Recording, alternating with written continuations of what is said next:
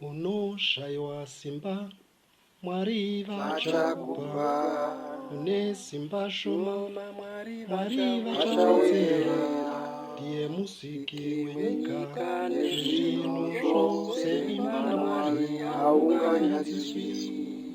Hauna kuziva Ziva here here kuti wamamba wose, hauna ziva kuziva here here kuti kuti aripo pose, hauna kuziva ziva here here kuti anoziva zvose, njere dzake hadzingazikanwi.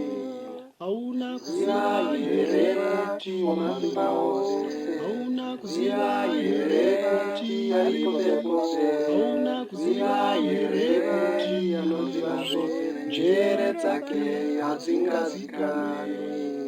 vakomana Vachaziya nokuneta, kana majaya vachawira pasi chose, kana mandara dzichashaya dzichashaya simba itsva, haungavimbi nesimba romunhu. vakomana Vachaziya nokuneta, kana majaya vachawira pasi chose, kana mandara dzichashaya simba itsva, haungavimbi nesimba romunhu. hauna Ziva kuziva here here kuti kuti wamamba wose, hauna ziva kuziva here here kuti aripo pose, hauna ziva kuziva here here kuti anoziva zvose, njere dzake hadzingazikanwi.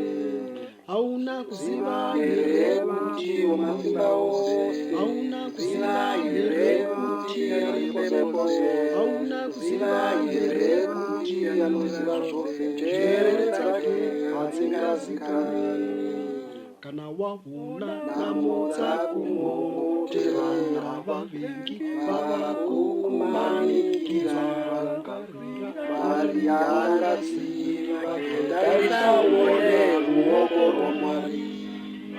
hauna kuziva Here kuti wamamba wose, hauna kuziva here kuti aripo pose, hauna kuziva here kuti anoziva zvose, njere dzake hadzingazikanwi.